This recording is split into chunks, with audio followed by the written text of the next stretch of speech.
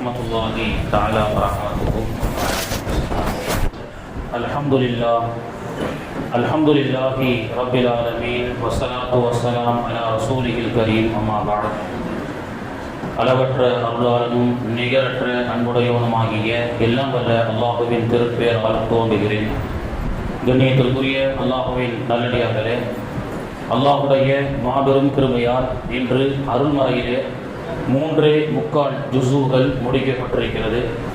நேற்றைய தினம் ஆரம்பிக்கப்பட்ட சூரத்துல் ஆல இம்ரான் என்ற அத்தியாயம் இன்று முடிக்கப்பட்டிருக்கிறது.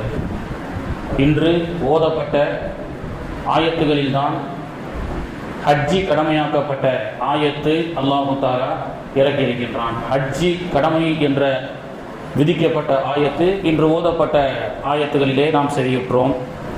அந்த மக்காவை பற்றி அல்லாஹு தஆலா சொல்லும் பொழுது, இன்ன அவ்வல பைத்தியும் உதிஅ லின்னாசி லல்லதி பி பக்கத முபாரகா, உலகத்திலேயே ஆரம்பமான கட்டிடம், ஒரு வீடு, உலகத்திலேயே முதல் கட்டிடம் என்று சொன்னால் அது இறையில்லமான பள்ளிவாசல், அது மக்காவாக இருக்கிறது.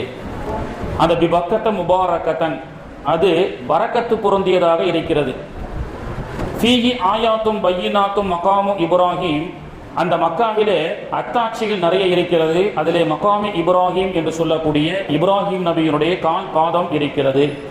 வலில்லாஹி அலன்னாசி ஹிஜ்ஜுல் பைத்தி, மனிதர்களில் யார் செல்வதற்குண்டான சக்தி பெறுகிறார்களோ அவர்கள் மீது ஹஜ்ஜை நான் கடமையாக்கியிருக்கிறேன் அப்படின்னு அல்லாஹ் தஆலா சொல்லி காட்டுகின்றான். பொதுவாக மனிதனுடைய டிப்ரெஷன் என்று சொல்லக்கூடிய மன அழுத்தம், இன்னைக்கு நிறைய பேர் மன அழுத்த நோயால் பாதிக்கப்பட்டிருக்கிறார்கள். ஹார்ட் டிப்ரெஷன், அதாவது மனிதர்களுக்கு இன்னைக்கு இருக்கக்கூடிய உலகத்தில் இருக்கக்கூடிய அந்த டென்ஷன்ல மனிதர்கள் பார்த்தீங்கன்னு சொன்னால் நிறைய பேர் மனதால் பாதிக்கப்பட்டிருக்கிறார்கள். டிப்ரெஷன் அப்படின்னு சொல்லுவாங்க. மன அழுத்த நோய் என்பது நிறைய பேருக்கு இருக்கு. 80-90% பேருக்கு மன அழுத்தம் நோய் இருக்கு அப்படின்னு சொல்லி இன்னைக்கு ஒரு சர்வே நமக்கு சொல்லி காட்டுறாங்க. இன்னைக்கு அமெரிக்கா போன்ற பெருநகரங்கள்ல தூக்க மாத்திரை இல்லாம தூங்குறது இல்லை. ஆனா அல்லாஹ் தஆலா நமக்கு சகீனத்தான ஒரு தூக்கத்தை நமக்கு வர வச்சிருக்கிறான் பாருங்க, அது ஒரு பெரிய நியமத். இப்போ ஆதிபிதா ஆதம் அலைஹிஸ்ஸலாம் அம்மாவை காணும்னு சுமார் 40 வருஷமா இலங்கையில் இறங்கினவங்க. இங்கிருந்து இந்தியா, கேரளா, கஜகிஸ்தான், பாகிஸ்தான், அப்படியே இந்த ஸ்தான் போட்ட ஊர்கள் வழியாகவே அப்படியே போகிறாங்க. ஒரு வழியாக ஒரு 40 வருஷம் கழிச்சு, எத்தனையோ வருஷம் கழிச்சு அம்மாவை அரஃபாவில் சந்திக்கிறாங்க. மன அழுத்தம், அம்மாவை காணும், சொர்க்கத்தில் அல்லாஹ் சாப்பிடக்கூடாதுன்னு சொன்ன கனியை வேற சாப்பிட்டோம், அல்லாஹ் உலகத்துக்கு அனுப்பிட்டான். உலகத்தில் வனாந்திர காடு, யாருமே இல்லை, மனைவியை தேடி அப்படியே அலையிறாங்க, அரஃபாவில் போய் சந்திக்கிறாங்க. வரலாறு நமக்கு தெரியும். ஒரு டிப்ரெஷனாக ஆகும் பொழுது அல்லாஹு தஆலா ஆதிபிதா ஆதம் அலைஹிஸ்ஸலாமுக்கு அல்லாஹு தஆலா கொடுத்த முதல் கிஃப்ட் பள்ளிவாசல் மக்கா. இறையில்லமான பள்ளிவாசல் இருந்தால் மட்டுமே மன அழுத்த நோய்களுக்கு உண்டான மருந்து இருக்கு அப்படின்னு சொல்றாங்க. இந்த மன அழுத்த நோய்க்கு உண்டான மருந்து பார்த்தீங்கன்னு சொன்னா உலகத்தில் அதுக்குன்னு இன்னும் மருந்தே கண்டுபிடிக்கல. ஆனா இன்னைக்கு என்ன சொல்றாங்க, அதிகாலை சூரியன் உதயமாகுவதற்கு முன்பதாக அதிகாலையினுடைய காற்று சுவாசிக்கும் பொழுது அந்த மன அழுத்த நோய் குணமாகுதுன்னாங்க. அதைத்தான் நமக்கு கடமையாக ஃபஜருடைய தொழுகையை அல்லாஹ்வுடைய தூதர் மூலியமாக அல்லாஹ் தஆலா நமக்கு கொடுத்தான். அதிகாலையில் வாக்கிங் போறாங்கல்ல, அது உடற்பயிற்சி மட்டுமல்ல, அந்த அதிகாலை காற்றை சூரியன் உதயமாவதற்கு முன்பதாக இருக்கக்கூடிய அந்த ரெஃப்ரெஷ்ஷான காற்றை அந்த சுவாசிப்பதன் மூலமாக மன அழுத்தங்கள் குறைகிறது அப்படின்னு சொல்றாங்க. தண்ணிலாம் ஒரு நேரத்தில் காசு கொடுத்து வாங்குற, இப்போ தண்ணிலாம் லிட்டரு காசு கொடுத்து வாங்கக்கூடிய அளவுக்கு ஆயிடுச்சு. இன்னும் கொஞ்ச நாள் நம்ம அப்போ பயான் பேசிட்டு இருந்தோம், ஆக்சிஜன் கூட இன்னும் கொஞ்ச நாள்ல காசு கொடுத்து வாங்குற மாதிரி இருக்குமோன்னு சொல்லி. அந்த மாதிரி ஆகி போச்சா இல்லையா? இன்னைக்கு பெங்களூர்ல பியூரிஃபைட் ஏரை சுவாசிக்கிறதுக்கு ஒரு இது வச்சிருக்கிறான் சென்டர். அதாவது சுத்தமான காற்று, புழுதி இல்லாத காற்றை சுவாசிக்கணுமா, 1 ஹவருக்கு 2000 rupees 4000 rupees அங்க போய் உட்கார்ந்து அந்த ரெஃப்ரெஷ்ஷான அந்த ஆக்சிஜன் காற்றை சுவாசிக்கிறது. அப்போ காற்று கூட இன்னைக்கு என்ன ஆகி போச்சு, சுத்தமான காற்றை சுவாசிக்க வேண்டும் என்றால் காசை கொடுத்து வாங்கக்கூடிய அளவுக்கு ஆயிடுச்சு. அப்போ கண்ணியத்திற்குரியவர்களே, அல்லாஹ் தஆலா இந்த பள்ளிவாசல் என்பது நம்முடைய மன அழுத்தத்தை போக்கி நமக்கு ஒரு சுகத்தை தரக்கூடிய ஒரு மருந்தாக அல்லாஹ் தஆலா ஆக்கி வைத்தான். அதுதான் பள்ளிவாசல். நபிகள் நாயகம் ஸல்லல்லாஹு அலைஹி வஸல்லம் அவர்களை பற்றி அல்லாஹ் தஆலா சொல்லி காட்டுறான், ஃபபிமா ரஹ்மத்தின் மினல்லாஹி லின்த லஹும், நபியே நீங்கள் கருணையுள்ளவராக இருக்கிறீர்கள், நீங்கள் மக்களுக்கு மத்தியில் பழகிறதுல ரொம்ப அழகான குணம் உடையவர்களாக இருக்கிறீர்கள். ஃபபிமா ரஹ்மத்தின் மினல்லாஹி லின்த லஹும் வலவ் குன்த ஃபல்லன் கலீதுல் கல்பி, நீங்கள் கடுகெடுத்தவராகவோ மக்களுக்கு மத்தியில் கோபப்பட்டு சிடுசிடுன்னு நிற்கக்கூடியவர்களாக உங்களுடைய குணம் இருந்தால் இந்த இஸ்லாத்தை யாரும் ஏற்றுக்கொள்ள மாட்டார்கள். அப்ப இஸ்லாத்தினுடைய மூலதனம் என்பது வாளால் பரவியதல்ல, நல்ல ஒழுக்கத்தால் பரவியது அப்படின்னு அல்லாஹ் தஆலா சொல்லி காட்டுறான். கத்தார்ல கூடைப்பந்து, உலக கூடைப்பந்து சமீபத்தில் நடந்தது, ஒரு ஸ்போர்ட்ஸ் நடந்தது கத்தார்ல. அதுல பாத்தீங்கன்னா இஸ்லாமிய நாடு அப்படின்றதுனால வரக்கூடிய மக்கள் வரக்கூடிய அந்த பதாகைகள்ல நிறைய நபிமொழிகளை எழுதி போட்டிருந்தாங்க. ஒவ்வொரு ஹதீஸா எழுதி போட்டாங்க. வழியில் கிடக்கக்கூடிய கற்களை முற்களை அகற்றுவது தர்மம். இப்படி ஒரு இஸ்லாம் என்பவன் நாவால் கரத்தால் அடுத்தவர்களுக்கு தீங்கு செய்யாதவன் இஸ்லாமியன். ஏன்னா இன்னைக்கு உலகம் ஃபுல்லா மீடியாக்கள்ல படத்துல இஸ்லாம்னு சொன்னா தீவிரவாதி, தலப்பா கட்டிட்டு AK-47 வச்சு படம் எடுக்கிறான். எங்க பார்த்தாலும் நாட்டு பற்றுடையவன் இஸ்லாம் அல்லாதவன் நாட்டு பற்றுடையவனாக இருக்கின்றான். அதாவது நாட்டு பற்றுடையவன் வேற மதத்தை சார்ந்தவரை போன்றும், தீவிரவாதிகள் எல்லாம் இஸ்லாமியர்களை போன்றும் சித்தரிக்கின்றான். இன்னைக்கும் பாருங்க, ஹமாஸ் தீவிரவாதின்னு சொல்லுவான். பத்திரிகையினுடைய ஊடகத்தினுடைய ஒரு மிகப்பெரிய விஷப்பரப்பு, யூதர்களுடைய ஒரு விஷப்பரப்பு. ஹமாஸ் தீவிரவாதி. அப்ப இஸ்ரேல் யாரா? இஸ்ரேல் யாரு? இஸ்ரேல் வீரர்கள், படை வீரர்கள், இஸ்ரேல் தியாகிகள் அப்படின்னு சொல்றான். ஹமாஸ் தீவிரவாதி, இஸ்ரேல் என்னங்க போடுறாங்க, நல்ல வார்த்தையை போடுறாங்க. இஸ்ரேல் பற்று, அந்த நாட்டு பற்றுடையவர்களை போன்று என்ன செய்யறாங்க, இன்னைக்கு சித்தரிக்கப்படுகிறது. இப்படி விஷ இதை மக்களுக்கு மத்தியில பரப்பிக்கிட்டே இருந்தாலும், ஆனா மக்கள் யாராவது நம்புறானா? கோடிக்கணக்கில் படம் எடுக்கிறான். படத்துக்கு போனா இஸ்லாமியன் தீவிரவாதி. காஷ்மீர்ல இஸ்லாமியர்கள் எல்லாம் அட்டூழியம் செய்கிறார்கள். பாகிஸ்தான்கார அட்டூழியம் செய்யறான். இதையே தான் சொல்லிட்டு இருக்கிறான். ஏன் இந்த வீரத்தை கொஞ்சம் சைனாக்காரங்கிட்ட போய் காட்டம்பா. லடாக்ல பாதி இடத்தை ஆக்கிரமிப்பு வச்சிருக்கிறான். லடாக்ல பாதி இடத்தை, இந்தியாவுடைய இடத்தை சைனான்னு ஆக்கிரமிப்பு பண்ணி இந்த வருஷம் மேப்ல கொண்டு வந்திருக்கான். கேட்பதற்கு திராணி இல்லை இந்த தேசத்துக்கு.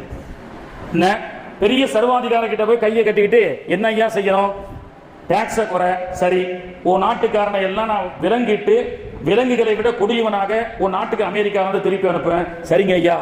அங்கெல்லாம் ஊழ கும்பிடு போட்டுட்டு பேடியாக நடக்கப்பட்ட இந்த அரசியல்வாதிகள், நம்ம நாட்டு பிரதமர் இஸ்லாமியர்களை பார்த்தா மட்டும்தான் இஸ்லாமியன் கொடூரமானவன், தீவிரவாதி அப்படின்னு சொல்லிட்டு இருக்கிறாங்க.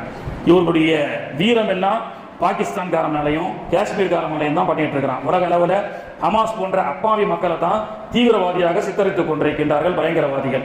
ஆனா இவ்வளவெல்லாம் செலவு பண்ணி இஸ்லாமிய தீவிரவாதி, இஸ்லாமிக் டெரரிசம் சொல்லிக்கிட்டே இருக்கிறானே, வெளியில போகிறான், தொப்பி போட்டு போனா போக முடியுதா? பாய் ஏதாவது பார்த்து கொடு பாய். ஒரு டீ சாப்பிட முடியலங்க. மார்க்கெட்டுக்கு போனா தர்மம் செய்யறதுக்குன்னே ஒரு 50 ரூபா கொண்டு போக வேண்டியது இருக்கு. மார்க்கெட்டுக்கு போனாலோ வெளியில தொப்பி போட்டு போனா பாய் இடத்துல அடம் பிடிச்சா 10 ரூபா கொடுப்பாரியா? புறத்துக்கிட்டே வர நமக்கு அசிங்கமா இருக்கு. பைக் வரைக்கும் பாய். இது எதை வச்சு? பாயினுடைய உள்ளத்தில் கருணை இருக்கிறது.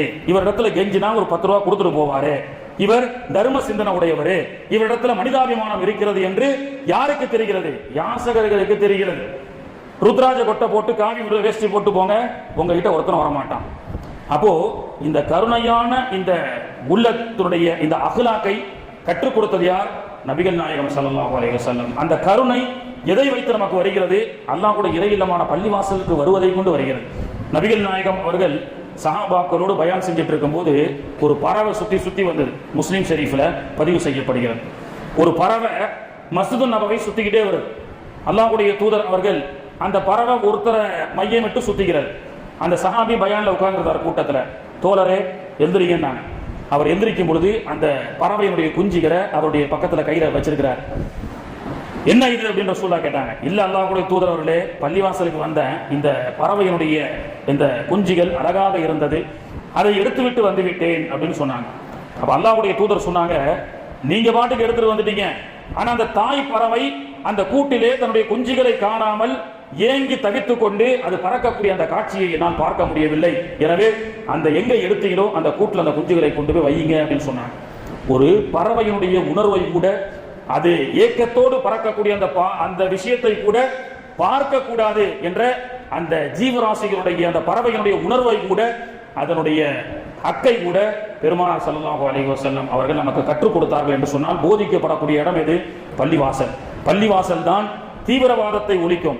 பள்ளிவாசல் தான் சமூக நீதியை சொல்லிக் கொடுக்கும். பள்ளிவாசல் தான் இரக்கத்தை சொல்லிக் கொடுக்கும். பள்ளிவாசல் தான் மனிதாபிமானத்தை சொல்லிக் கொடுக்கும். அதனால்தான் பள்ளிவாசலுக்கு வரும் பொழுது பச்சை வெங்காயத்தை சாப்பிட்டு வராதீங்க. அப்படி சாப்பிட்டு வந்தீங்கன்னா வாயில் இருக்கக்கூடிய துருவாடை உங்களுக்கு பக்கத்தில் இருக்கக்கூடிய சகோதரருக்கு முகம் சுளிக்கும் அப்படின்னு சொன்னாங்க. இப்போ கத்தாருடைய அந்த பதாகைகள்ல இப்படியாக நிறைய ஹதீஸ் போடப்பட்டது. அதிலே ஒரு ஹதீஸ் இங்கிலீஷினுடைய வாசகத்தோட போடப்பட்ட அந்த ஹதீஸை லட்சக்கணக்கான மக்கள் பார்த்து அதை போட்டோ எடுத்து செல்ஃபி எடுத்துட்டு போயிருக்கிறாங்க. ஒரு ஹதீஸ், நபிகள் நாயகத்துடைய ஒரு ஹதீஸ். அந்த பதாகை மட்டும் நிறைய பேர் போட்டோ எடுத்திருக்கிறார்கள். அந்த பதாகைக்கு கீழ் நின்று அவர்கள் செல்ஃபி எடுத்திருக்கிறார்கள்.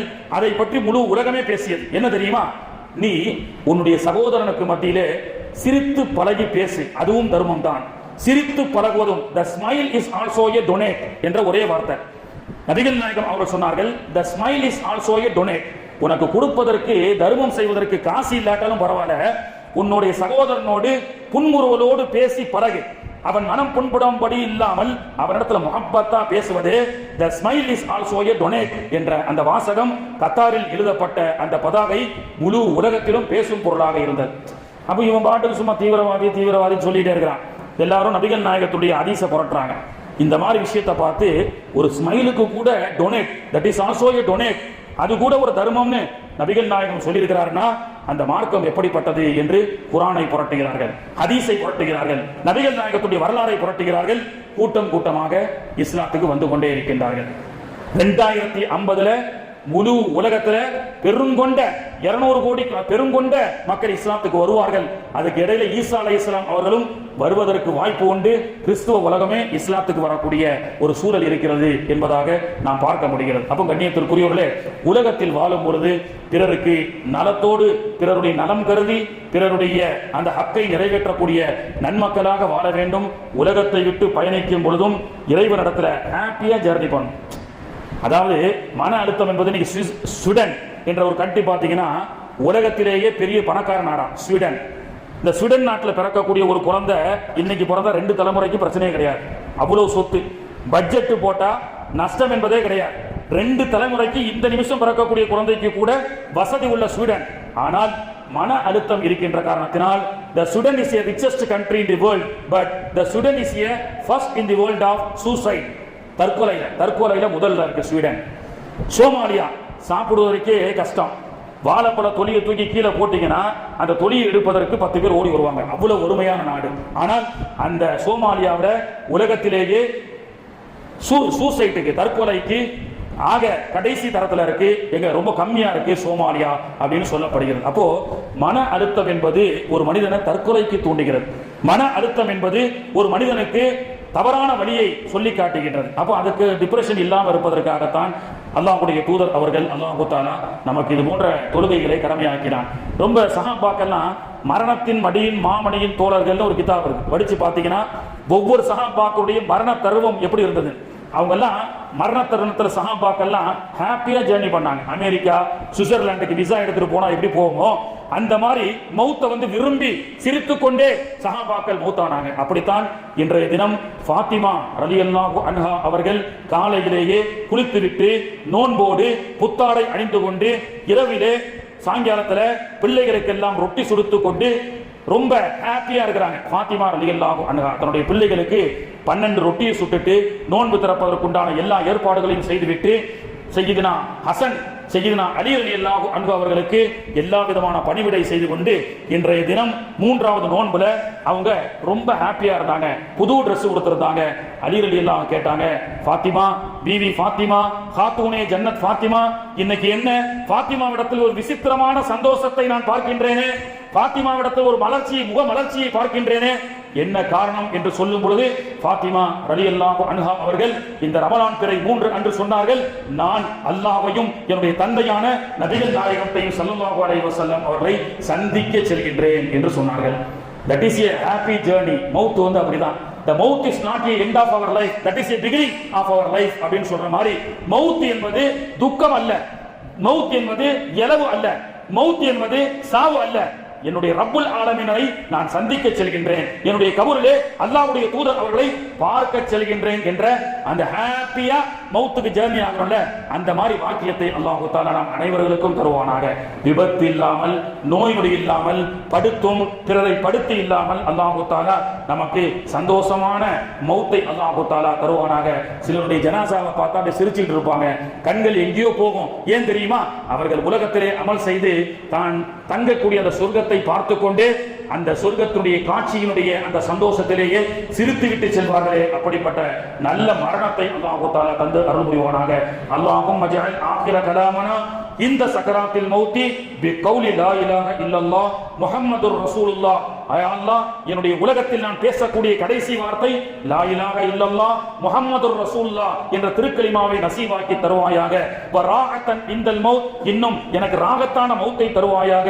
வ மக்ஃபிரத்தன் பஅதல் மௌத், இன்னும் மரணத்திற்கு பிறகு நான் தௌபா செய்தவனாக, உன்னிடத்தில் மன்னிப்பு பெற்றவனாக உன்னை வந்து சந்திக்கக்கூடிய பாக்கியத்தை தா இறைவா என்று நாம் அதிகமாக கேட்க வேண்டும். அப்படிப்பட்ட பாக்கியத்தை அல்லாஹ் தஆலா நாம் அனைவர்களுக்கும் தருவானாக.